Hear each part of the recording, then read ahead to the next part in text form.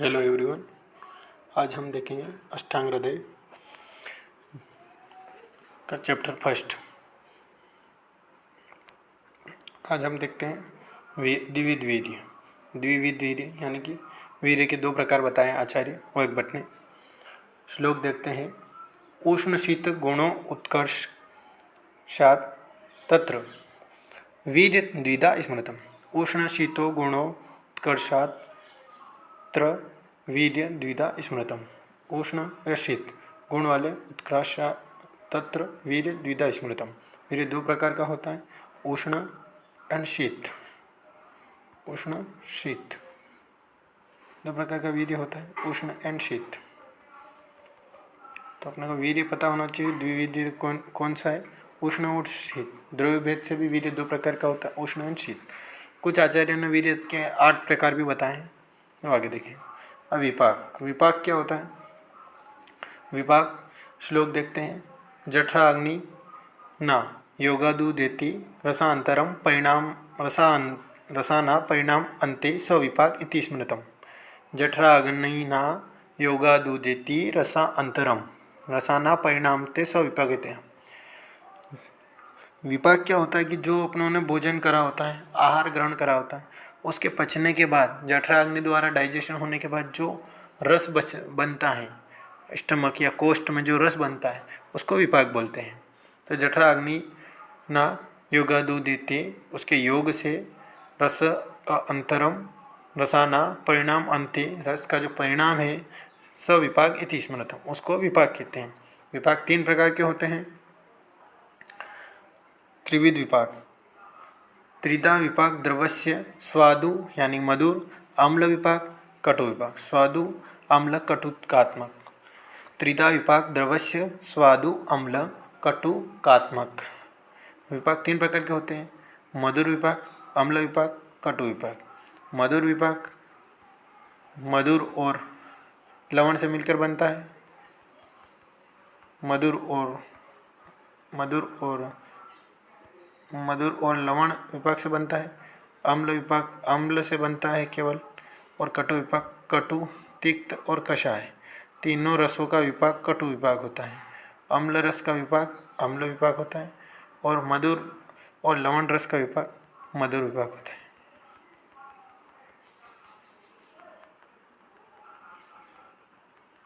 एक बार और देख लेते हैं। उष्ण शीत गुरु उत्कर्षात् वीर्य द्विधा स्मृतम्। वीर्य 2 प्रकार का होता है, उष्ण और शीत। विपाक क्या होता है? जठराग्नि न योगादु देति रसांतराम रसाना परिणामन्ते स विपाक इति स्मृतम्। त्रिविध विपाक 3 प्रकार के विपाक होते हैं। त्रिधा विपाको द्रवस्य स्वादु अम्ल कटुकात्मक। विपाक 3 प्रकार के होते हैं, मधुर विपाक, अम्ल विपाक, कटु विपाक। अब हम गुण के बारे में देखें। इसमें गुरुवादी गुण दिए गए हैं अष्टांग हृदय में। श्लोक नंबर 18 गुण दिए गए 20 गुण हैं, उनको गुरुवादी गुण बोलते हैं। श्लोक देखते हैं। गुरु मंद हिम स्निग्ध सलक्षण सांद्र मृदु स्थिरा गुणा सूक्ष्म विशदा विशंति सविपर्याय। गुरु मंद हिम स्निग्ध सलक्षण सांद्र मृदु स्थिरा गुणा सूक्ष्म विशंति सविपर्याय। इनके 20 गुण होते हैं।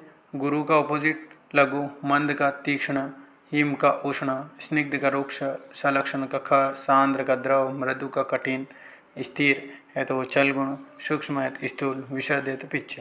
तो इसमें लिख रहा है गुरु मंद हिम स्निग्ध सलक्षण सांद्र मृदु स्थिरा गुणा सूक्ष्म विशंति सविपर्याय। इसमें 10 गुण दिए रखे श्लोक में। इस 10 की ओपोजिट यानी विपरीत गुण सूक्ष्म विशंति सविपर्याय, मतलब इसके विपरीत 10 गुण और होते हैं, तो टोटल 20 गुण हो गए।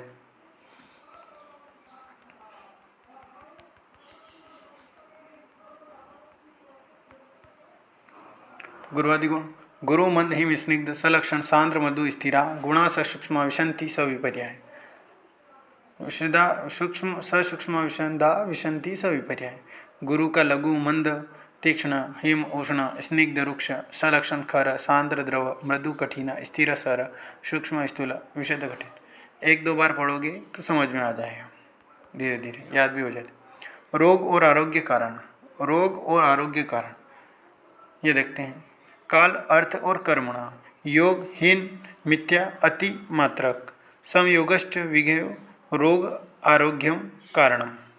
काल अर्थ और कर्म इनका योग, हीन योग, मिथ्या योग और अति योग, सम योग होगा इनका तीनों का तो वो रोग और आरोग्य का कारण है। अगर इनका हीन, मिथ्या और अति योग है तो रोग का कारण है।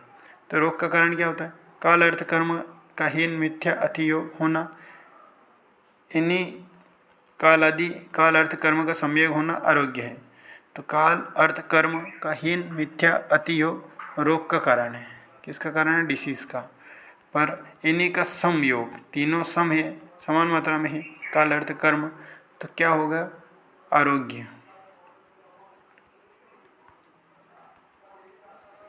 तो काल अर्थ कर्मणा योगो हीन मिथ्या अति मात्रक समयोगश्च विघयो रोग आरोग्यम कारणम।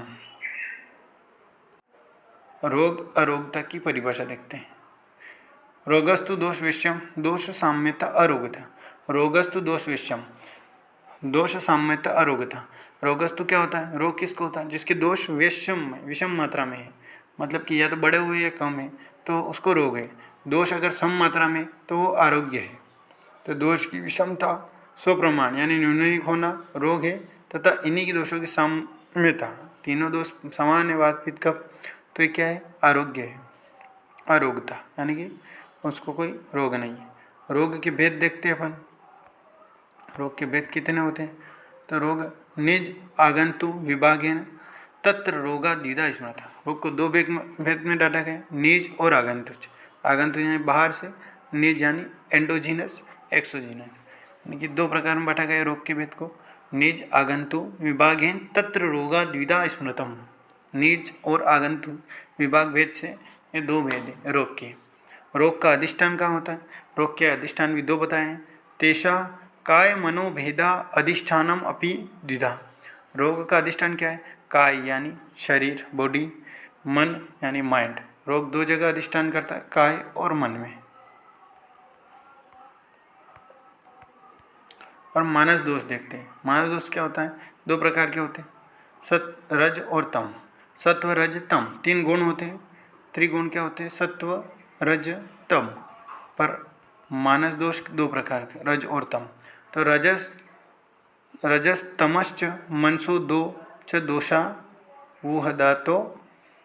मानस गुण दो प्रकार के होते हैं, रज और तम। मानस दोष दो प्रकार के, रज और तम। जैसे शारीरिक दोष तीन प्रकार के होते हैं, वात, पित्त, कफ। इसी प्रकार मानस दोष रज और तम दो प्रकार के होते हैं। रोग की परीक्षा अपन देखते हैं। रोगी की परीक्षा रोगी की परीक्षा देखते हैं अपन। रोगी की परीक्षा क्या है? रोगी की परीक्षा देखते हैं तो दर्शन, स्पर्शन, प्रश्न। रोगी की परीक्षा हम देखते हैं। रोगी यानी पेशेंट की परीक्षा अपन कैसे करते हैं? तो पेशेंट की परीक्षा करते हैं, श्लोक देखते हैं। दर्शन, स्पर्शन, प्रश्न परीक्षते रोगिणाम। अब रोगी अपने पास आता है तो पहले उसका दर्शन यानी देखते हैं उसको, उसके बाद अपन उसको स्पर्श करेंगे कि शीत है कि उष्ण है, कि फीवर आ रहा है कि नहीं आ रहा है। उसके बाद उससे प्रश्न करेंगे क्या हो रहा है। तो रोगी की परीक्षा तीन प्रकार से बताई गई है, एक तो दर्शन, एक स्पर्श और प्रश्न। पहले क्या करते हैं? दर्शन देखते हैं उसको, फिर उसके बाद स्पर्श करेंगे, फिर उससे प्रश्न करेंगे। तो रोगी की परीक्षा क्या है? दर्शन, स्पर्शन, प्रश्न। अब देखते हैं रोग की परीक्षा यानी डिसीज की परीक्षा देखते हैं। डिसीज की परीक्षा कैसे करेंगे अपन? रोग की परीक्षा देखते हैं। रोग की परीक्षा क्या है? रोग निदान प्राग उपलक्षणों उपशय संप्राप्ति। तो निदान, रोग की परीक्षा में सबसे पहले क्या करते हैं? उसका निदान देखते हैं। फिर क्या करते हैं? पूर्व रूप देखेंगे कि प्री सिम्टम्स क्या है। उसके बाद उसका रूप देखेंगे, उस समय सामने बैठा है तो क्या हो रहा है। उसके बाद देखें उपशय देखेंगे, और फिर संप्राप्ति, उसको क्या देना चाहिए। तो निदान, पूर्व रूप, उपशय, संप्राप्ति, ये रोगी की परीक्षा है, रोग की परीक्षा है। और रोगी की परीक्षा कैसे करेंगे अपन? दर्शन, स्पर्शन, प्रश्न। देश भेद से दो प्रकार है। देश के प्रकार दो प्रकार बताया देश भेद से। भूमि देह प्रभेदेन देशम आहु रिह द्विधा। देश दो प्रकार के होते हैं, भूमि देश और देह देश। भूमि यानी भूमि और देह यानी शरीर, दो प्रकार से बताए गए। भूमिदेश देखते हैं अपन। भूमिदेश तीन प्रकार में विभाजित किया गया है। जांगम, आनुप, साधारण देश। जांगल वात भूमि अष्ट अनुप तु कफो वलणम साधारणम समतल त्रिदा भूम देश आदि क्षेत्र। तो जांगल देश वात प्रदान होता है, वात दोष बड़ा होता है। अनुप देश कफ प्रदान होता है और साधारण देश में तीनों दोष समान मात्रा में होते हैं। तीनों दोष समान मात्रा में होते हैं।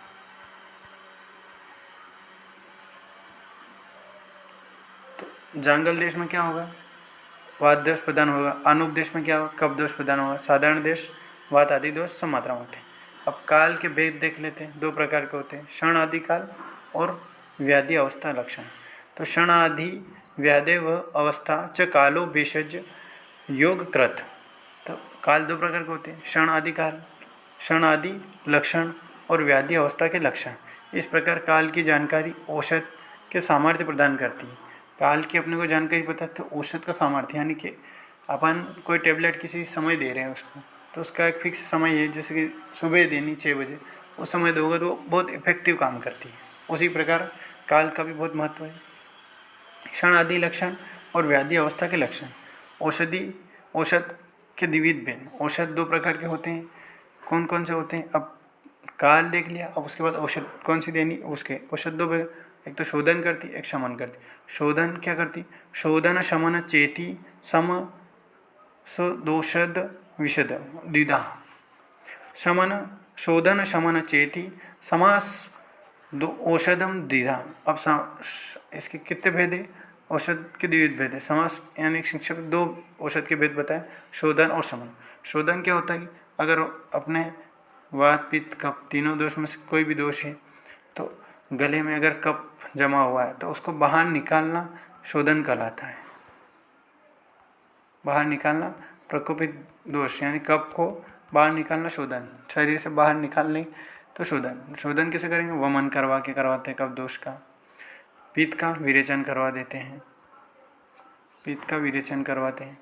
उसी प्रकार वात में बस्ती देते हैं, तो ये शोधन है। और शमन क्या करते हैं? अगर वात कफ बड़ा हुआ है तो उसको कम करने के लिए अपन औषधि दे देते हैं, तो उसको क्या है? शमन, दबा देती, पर वो ठीक नहीं होता, फिर हो जाता, प्रकोपित हो जाता। शोधन करने से पूरी तरह स्वस्थ हो जाता है। शारीरिक दोषों की परम औषधि। शरीर दोष। शरीर जाना दोषाणा क्रमेण परम औषधम बस्ती वीरेको वमन तथा तेल घृत मधु। शरीर वात आदि दोषों की क्रमशः प्रदान परम औषधि तेल घृत मधु, इनका बस्ती विरेचन और वमन के लिए प्रयोग किया जाता है। यानी कि अपन देख लें इस टेबल के माध्यम से, तो तेल कई में देते हैं अपन, बस्ती में देते हैं, विरेचन में घृत देते हैं और वमन में मधु देते हैं। उसी प्रकार वात दोष किसके लिए कौन सा शोधन किया जाता है? बस्ती। शमन द्रव्य क्या है? तेल से शमन करते हैं वात दोष। पित्त दोष के लिए शोधन कर्म विरेचन है और इसका शमन घृत करता है। कफ दोष क्या है? वमन करवाते हैं इसका शोधन करने के लिए और मधु इसका शमन करता है, शमनार्थ द्रव्य है। तो ये टेबल याद कर लो। वात बस्ती देते हैं और तेल शमनकारी। पित्त दोष विरेचन करवाते हैं, घृत देते हैं शमन के लिए, और कफ दोष में वमन करवाते हैं शोधन के लिए और शमन के लिए मधु देते हैं। मनो औषध की परम चिकित्सा।